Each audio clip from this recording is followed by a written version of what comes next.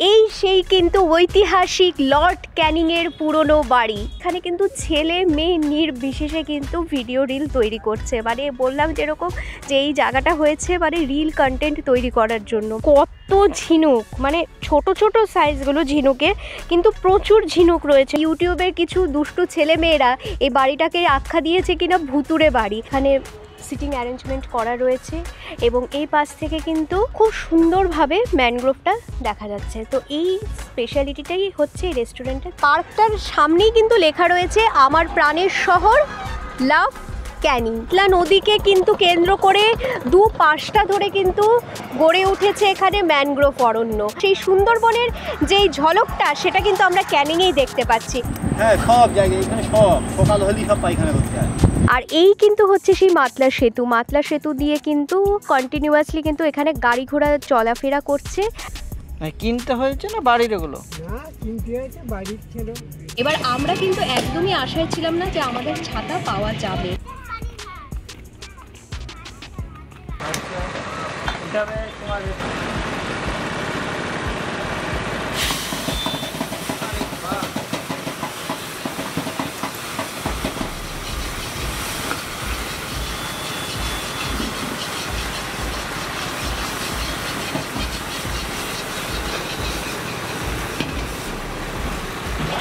Welcome to our channel love to ট্রাভেলের একটি নতুন পর্বে আপনাদের সকলকে স্বাগত। আজ 18ই সেপ্টেম্বর 2025 বৃহস্পতিবার। আমরা কিন্তু একদম এক সপ্তাহ বাদে আবারও চলে এসেছি কিন্তু ক্যানিং। আর ক্যানিং আমরা কিভাবে এলাম, ঠিক এক সপ্তাহ বাদে আবার রওনা দিলাম ক্যানিংয়ের উদ্দেশ্যে। বাঘাযতীন স্টেশন থেকে 7:42-এর শিয়ালদহ ক্যানিং লোকালে চেপে পড়লাম। জনপ্রতি ভাড়া পড়ল 10 টাকা করে। শিয়ালদহ থেকে হলে 15 টাকা। ক্যানিং স্টেশনে নেমে ক্যানিং বাস স্ট্যান্ড রোডের দিকে হাঁটা দিলাম। সামনেই চোখে পড়ল নিউ পুরকাইত সুইটস। এখানে কচুরি 5 টাকা পিস, তাই দুটো করে কচুরি আর সাথে ছিল ছোলার ডাল। ছোলার ডালটা খেয়ে মনে হচ্ছিল মিষ্টি তৈরির যত শিরা ছিল সবটা দেওয়া হয়েছে, তাই এতটা মিষ্টি ডাল পছন্দ হয়নি। কচুরিটা ঠিকই ছিল, তাই পাশেই রথিন্দার হিন্দু হোটেল থেকে 150 গ্রাম পেটাই পরোটা সঙ্গে আলু মটরের তরকারি নিয়ে নিলাম, যার দাম পড়েছে 20 টাকা। খাবারটা সত্যি সুস্বাদু ছিল। এখানে খাওয়া দাওয়া সেরে গুটি গুটি পায়ে চলে এলাম মাতলা সেতুতে। আর এই মাতলা সেতু আসতে আমাদের ক্যানিং রেলওয়ে স্টেশন থেকে সময় লেগেছে কিন্তু মিনিট 20। আমরা কিন্তু পায়ে হেঁটে চলে এসেছি মাতলা সেতু।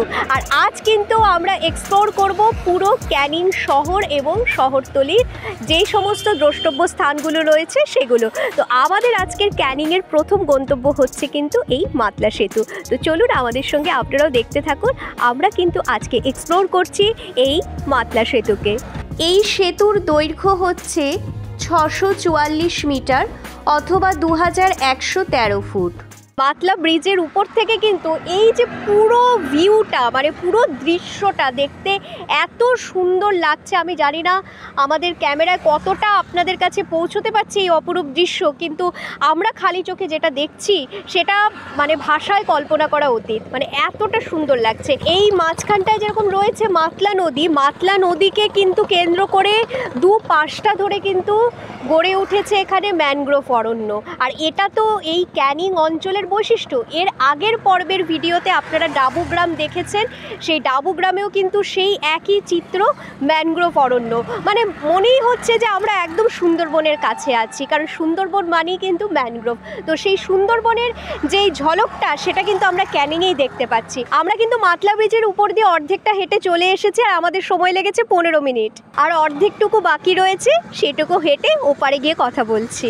আমরা কিন্তু ব্রিজের ও মাথা থেকে এ মাথা পর্যন্ত পুরো চলে এসেছি। আমাদের মোটামুটি এই ব্রিজটা কিন্তু হেঁটে আসতে সময় লেগেছে 25 থেকে 30 মিনিট। এই সেতুটা কিন্তু বেসিক্যালি করা হয়েছিল মাতলা নদী এবং বাসন্তীর সঙ্গে যে কানেক্টিভিটি রোডটা রয়েছে সেই রোডটাকে কানেক্ট করার জন্য। এই ব্রিজটা কিন্তু তৈরি হয়েছিল 2011 সালে। আর সেই সময়ের তৎকালীন মুখ্যমন্ত্রী ছিলেন পশ্চিমবঙ্গের বুদ্ধদেব ভট্টাচার্য। বুদ্ধদেব ভট্টাচার্যের হাতেই কিন্তু এই ব্রিজের ইনগরেশন হয়েছিল। আমরা কিন্তু যে মাতলা সেতুটা ছিল সেই সেতুর যে ফলক ছিল সেই ফলকের সামনে দিয়ে একটা সিঁড়ি ছিল, সেই সিঁড়িটা দিয়ে কিন্তু আমরা নিচে চলে এসেছি। নিচে আসার পর কিন্তু একটা মানে পুরো ঘন জঙ্গলে ঘেরা একটা খুব সুন্দর ছোট্ট গ্রাম কিন্তু আমরা দেখতে পাচ্ছি। আর পাশেই কিন্তু মাতলা নদীটা দেখা যাচ্ছে। আর মাতলা নদীর সংলগ্ন এলাকায় রয়েছে ম্যানগ্রোভ। আর এই যে জায়গাটা এত সুন্দর মানে ছায়া বিস্তার করছে, মানে দুপাশ ধরে কিন্তু বাবলা গাছ রয়েছে, সেই বাবলা গাছ দিয়ে কিন্তু খুব সুন্দরভাবে ছায়া বিস্তার করছে। আজ কিন্তু পয়লা আশ্বিন এবং মানে ভাদ্র মাস জাস্ট শেষ হলো, কিন্তু তবুও যে রোদের যে একটা দাবদাহ সেটা তো রয়েছেই। আর আমরা একদম সকাল 10টার সময় এসেছি, আর সেই সকাল 10টা থেকে কিন্তু রোদের কিন্তু প্রচুর তেজ, আর সেই তেজ থেকে কিন্তু আমাদেরকে নিস্তার দিচ্ছে এই সুন্দর এই যে মানে ঘন গাছপালা দিয়ে যে ঘেরা যে রাস্তাটা। আর খুব সুন্দরভাবে কিন্তু এই গাছগুলো কিন্তু ছায়া বিস্তার করছে এবং মাঝে মাঝে হালকা হালকা মাতলা নদীর হাওয়া বইছে, সেই হাওয়াটাতে তো অনেকটাই গরম থেকে নিস্তার পাওয়া যাচ্ছে। তো আমরা কিন্তু সোজা হেঁটে যাব, হেঁটে যাওয়ার পর দেখব যে আর আমরা কি কি দেখতে পাচ্ছি।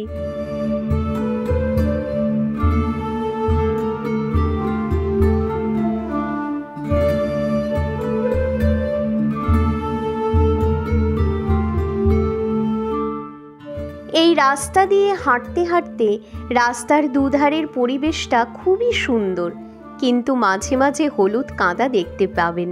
এখানে সবার বাড়িতে পায়খানা নেই? সব রাস্তায় রাস্তায় পায়খানা করা? লোক এইরকম, হ্যাঁ, নদীর কাছে পায়খানা করে।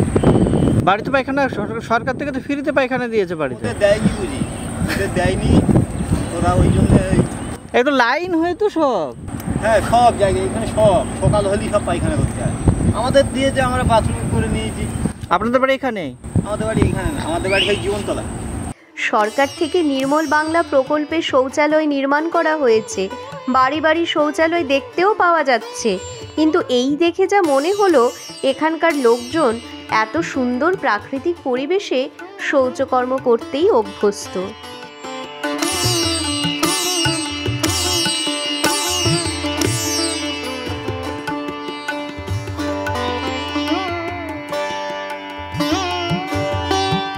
আমরা কিন্তু প্রায় 1 ঘন্টা হয়ে গেল, মানে 1 ঘন্টার বেশি হয়ে গেল কিন্তু আমরা এই মাতলা নদীর ব্রিজ থেকে নেমে এই অঞ্চলটায় কিন্তু ঘোরাফেরা করছি, একটা গ্রামীণ পরিবেশের মধ্যে রয়েছি।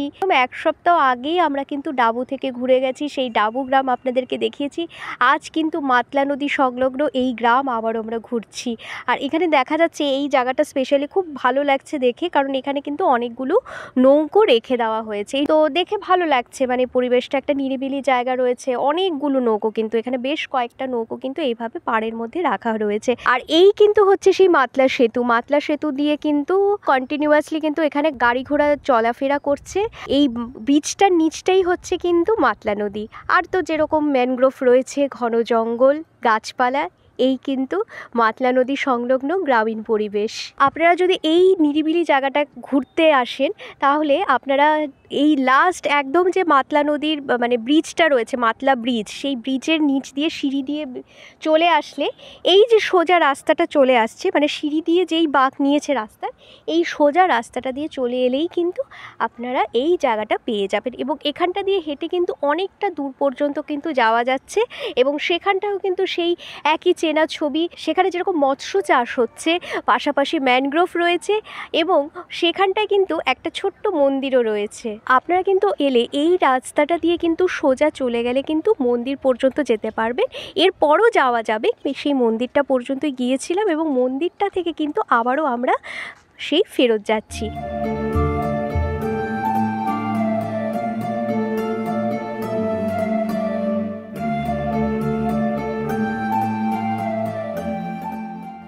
ঘুরতে ঘুরতে একটা বিষয় এখানে লক্ষ্য করলাম, একদল এক জায়গায় বসে তাস খেলছে আর গল্প করছে।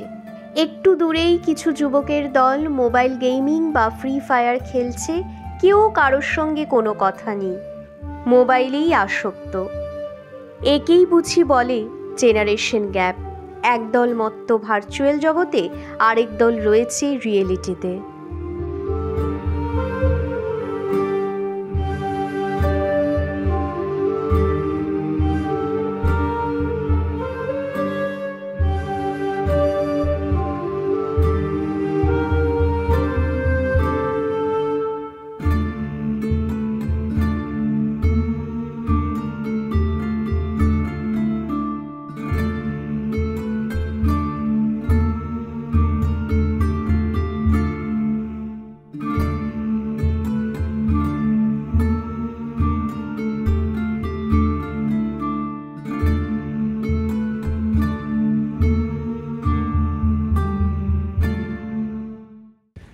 কিনতে হয়েছে না বাড়ির এগুলো? না, কিনতে হয়েছে, বাড়ির ছিল।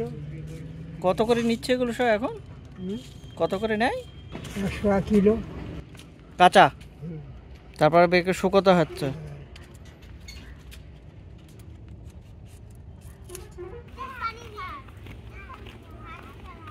এই দেখুন, আমরা কিন্তু এই জায়গাটা থেকেই ঘুরে এসেছিলাম, মানে মাতলা নদীর নিচটা।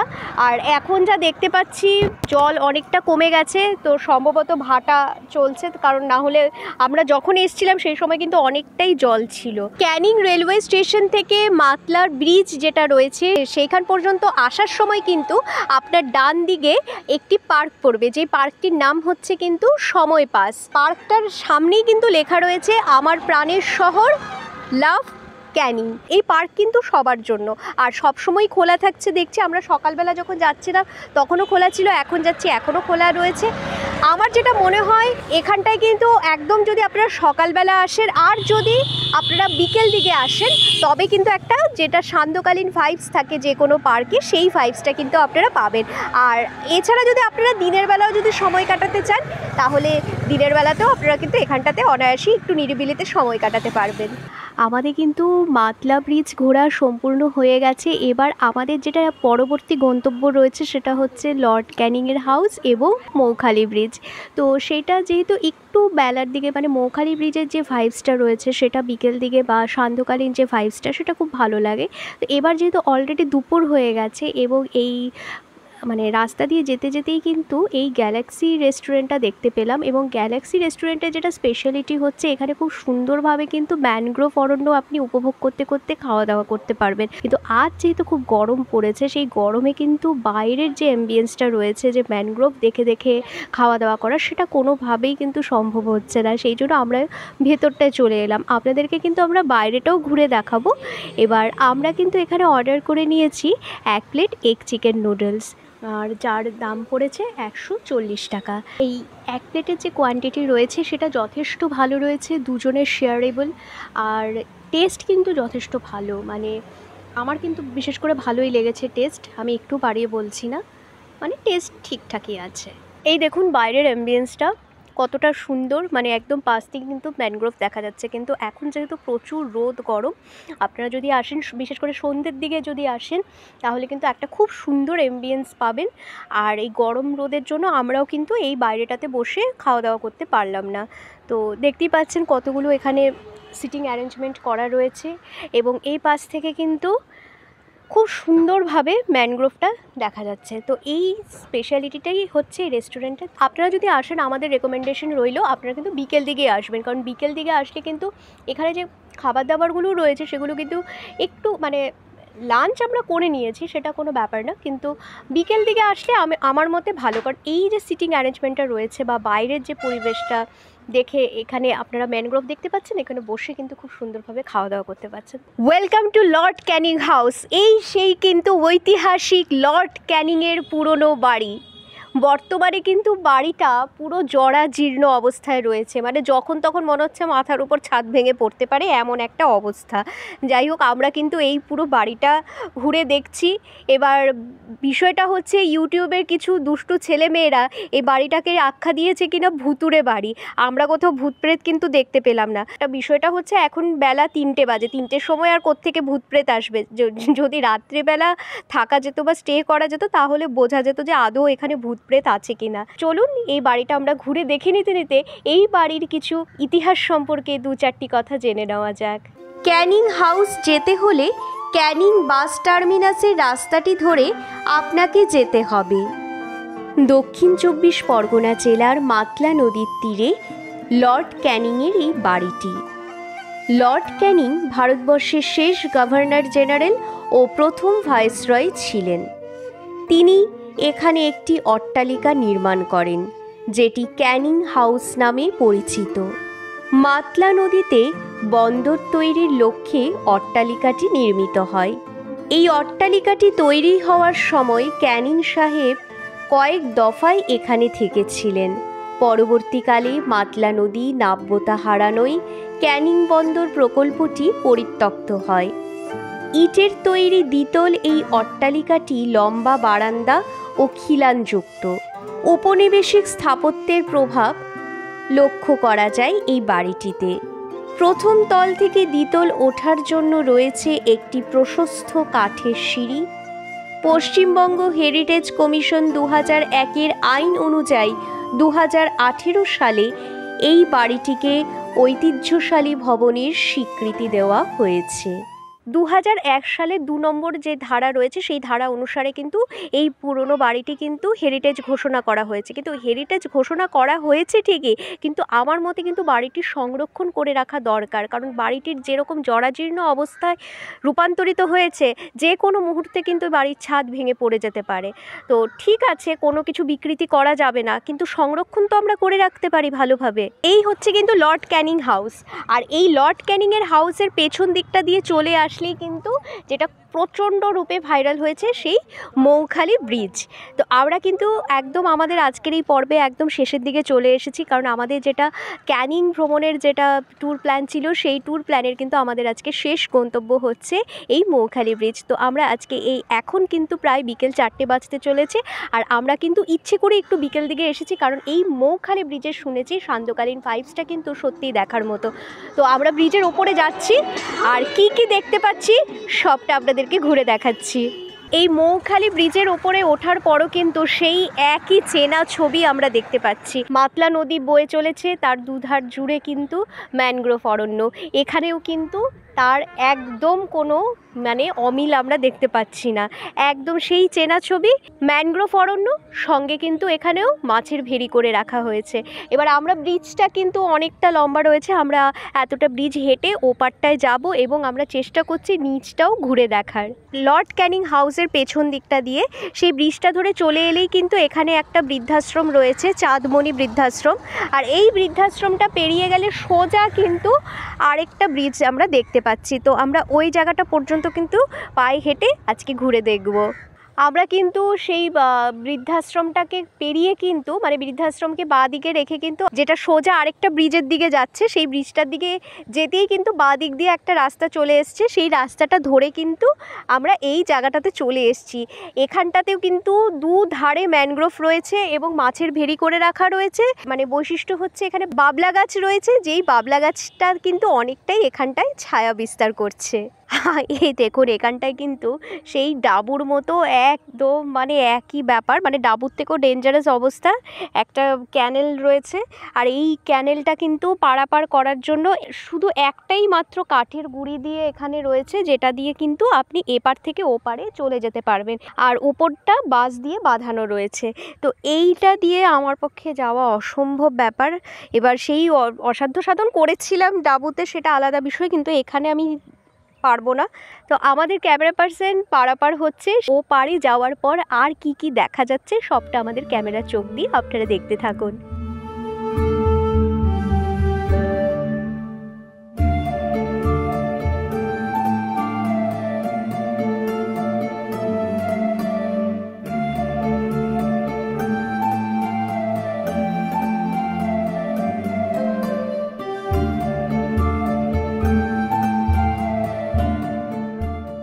এই ক্যানেলটি পার হওয়ার পর এই রকম আর একটি ক্যানেল রয়েছে, ইলেকট্রিক পোল দেওয়া।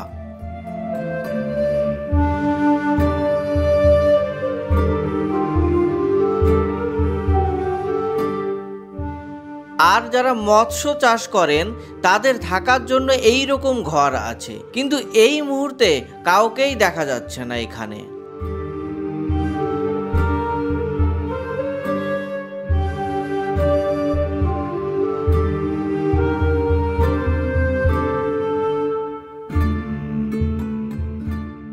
যেতে যেতে বাবলা গাছের কাছে এই দুটি কুকুরকে দেখতে পেলাম, যাদের গতিবিধি সন্দেহজনক, আর ম্যানগ্রোভ দিয়ে ঘেরা মাছের ভেরি এই আছে, কিন্তু একান্তে নিরিবিলিতে ঘোরার জন্য আদর্শ স্থান।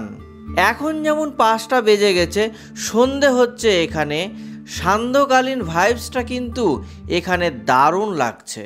আমরা এই যে ভেতর দিয়ে চলে গেলাম, এই রাস্তাটা দিয়ে কিন্তু আসছি, দেখুন আস্তে আস্তে কত ঝিনুক, মানে ছোট ছোট সাইজগুলো ঝিনুকের, কিন্তু প্রচুর ঝিনুক রয়েছে। মানে সাধারণত এই ধরনের ঝিনুক কিন্তু আমরা সমুদ্রের পাড়ে দেখতে পাই, মানে দীঘা হোক মন্দারমণি হোক, কিন্তু এখানে সমুদ্র নেই, তা সত্ত্বেও কিন্তু এখানে প্রচুর কিন্তু ঝিনুক আমরা দেখতে পাচ্ছি ছড়ানো ছিটানো রয়েছে। এই রাস্তাটা দিয়ে সোজা বেরিয়ে গেলে, মানে বৃদ্ধাশ্রমের ওপাশটা দিয়ে যেই রাস্তাটা ধরে আমরা এসছি, সেখানটাতে কিন্তু ঝিনুক কারখানা রয়েছে।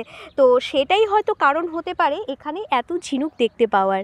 আমরা কিন্তু সেই রাস্তাটা থেকে বেরিয়ে এই যে নবনির্মিত মৌখালি ব্রিজ, এই সুন্দর করে যে পিচ দিয়ে রাস্তাটা তৈরি করা হয়েছে, এই পিচ ঢালা রাস্তাটা দিয়ে কিন্তু সোজা আমরা ব্রিজের ওপারটাতে চলে যাচ্ছি। ওপারে গিয়ে আর কি দেখতে পাচ্ছি, আর এই রাস্তাটাতে উঠতে উঠতে কিন্তু ইন্টারেস্টিংলি এখানে দেখতে পাচ্ছি কিন্তু প্রচুর লোকজন এখানে রিল বানাচ্ছে, ভিডিও তৈরি করছে। মানে এই জায়গাটা কিন্তু যা দেখছি একটা রিল হোক বা ভিডিও কন্টেন্টের জন্য কিন্তু আদর্শ স্থান হয়ে গেছে। আর এই পিচের রাস্তাটা এত সুন্দর লাগছে, হয়তো বা নবনির্মিত বলে মানে প্রচুর সুন্দর লাগছে দেখতে, মনে হচ্ছে বিদেশের কোনো রাস্তায় চলে এসেছি। আমরা কিন্তু একদম এই ব্রিজটার শেষের দিকে চলে এসেছি। এটা দেখা যাচ্ছে নাগরদোলা রয়েছে, আমরা ওপাশটায় যাব, যে সত্যি ওখানে মেলা না পার্ক কি ব্যাপার রয়েছে সেটা জানবো।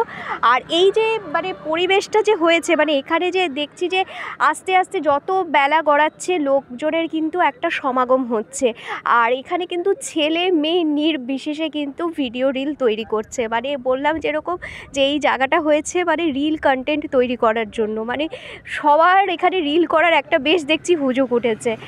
এমনকি একজনকে দেখলাম রিল করার জন্য এখানে উঠে গেছে, এমন একটা রিল করার একটা হুজুক এখানটায় দেখতে পাচ্ছি। তো আমরাও যাচ্ছি, আমরা দেখছি ওই সামনেটা গিয়ে আর কি দেখা যাচ্ছে।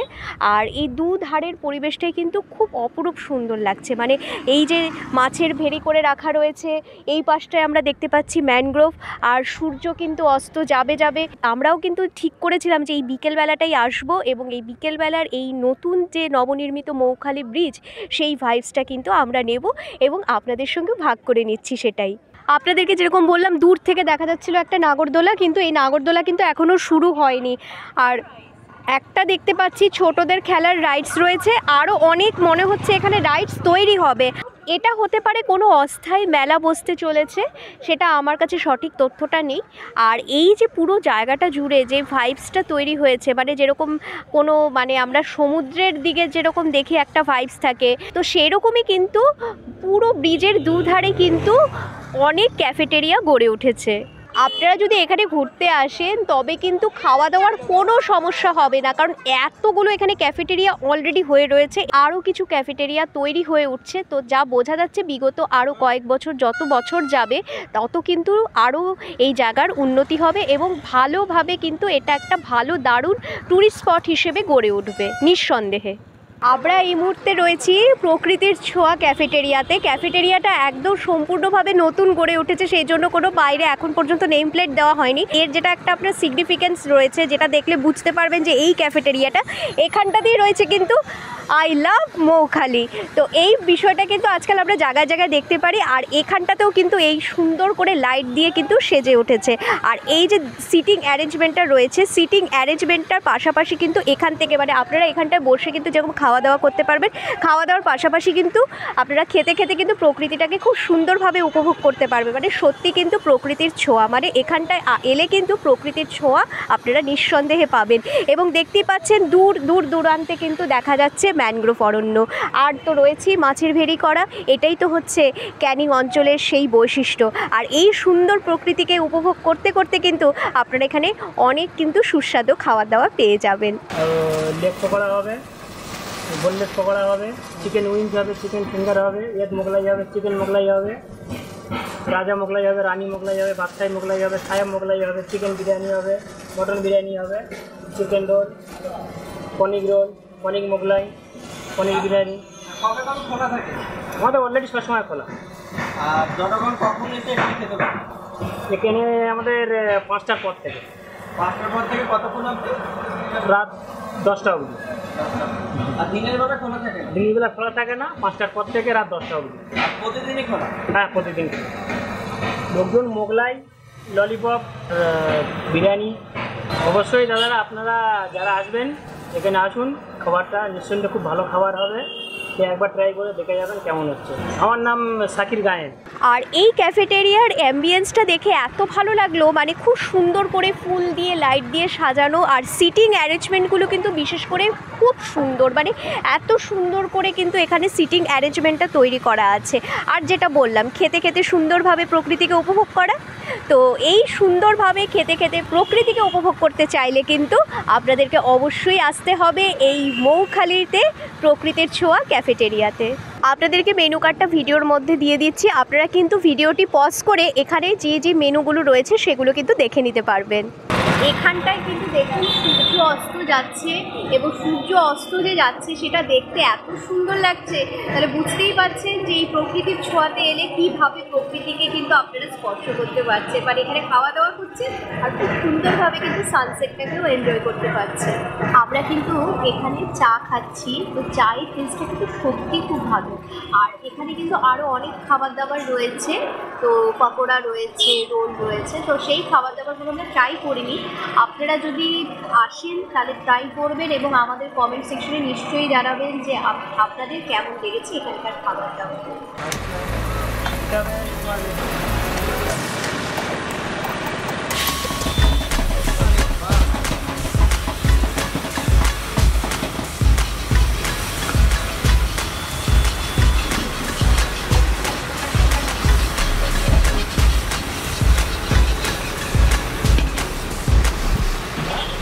আমরা যেরকম বললাম আপনাদেরকে যে আমরা তো শুধু চাটা ট্রাই করলাম, আর কি কি অর্ডার করা যেতে পারে, তো আমরা কিন্তু এখানে ভাবলাম যে যেহেতু নতুন একটা এত সুন্দর একটা ভালো এমবিএনসি এসছি, তো এখানকার খাবার দাবারটা একটু ট্রাই করে দেখা যেতে পারে। তো আমরা কিন্তু চিকেন পকোড়া নিয়েছি, এবং এই যে প্লেটারটা রয়েছে তার দাম পড়েছে কিন্তু 100 গ্রামের দাম 40 টাকা। এখানে কিন্তু দাম অনুযায়ী কোয়ান্টিটি যথেষ্ট ভালো দিয়েছে, এবং টেস্টের সঙ্গেও কোনো কথা হবে না, টেস্টও কিন্তু সত্যি খুব ভালো।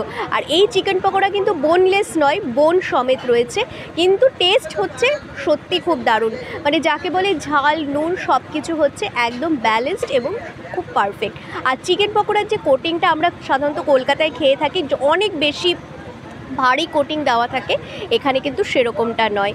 তো আমরা এখানে চা ট্রাই করলাম, পকোড়া ট্রাই করলাম, আপনারা আসলে কিন্তু অবশ্যই এই দুটো জিনিস কিন্তু চোখ বন্ধ করে ট্রাই করতে পারেন। আমাদের কিন্তু আজকে ক্যানিংয়ের ভ্রমণ কিন্তু সম্পূর্ণ হয়ে গেছে, আমরা কিন্তু মৌখালি দিয়ে এই আমাদের আজকের পর্বের ভ্রমণ পর্বটা শেষ করতে চলেছি। আর আজকের মতো এখানেই পর্বটা শেষ করলাম, আগামী দিনে আরও নিত্য নতুন ভিডিও নিয়ে আপনাদের সঙ্গে হাজির হব, এবং ভালো থাকবে। এবং খুব শীঘ্রই কিন্তু আমাদের চ্যানেলে একদম লং ট্যুর প্ল্যান কিন্তু হতে চলেছে।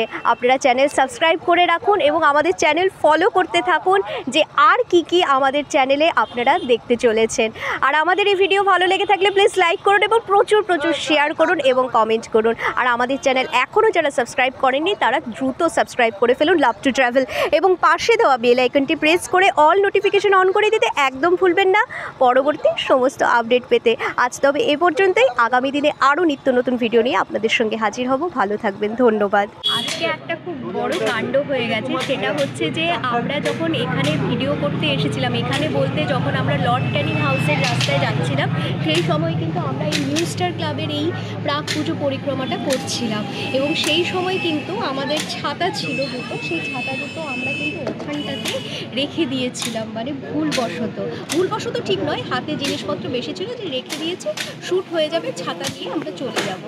আমাদের মানে এতটাই মনের ভুল যে আমরা যে ওখানে ছাতা রেখেছি সে কথাটাই আমরা ভুলে গেছিলাম এক প্রকার, দিয়ে আমরা চলে গেছি। তারপরে হঠাৎ করে ব্যাগ গোছা থেকে যখন আমরা প্যাক আপ করছি শ্যুট, তখন আমাদের মনে পড়লো যে আমাদের ছাতা ছিল।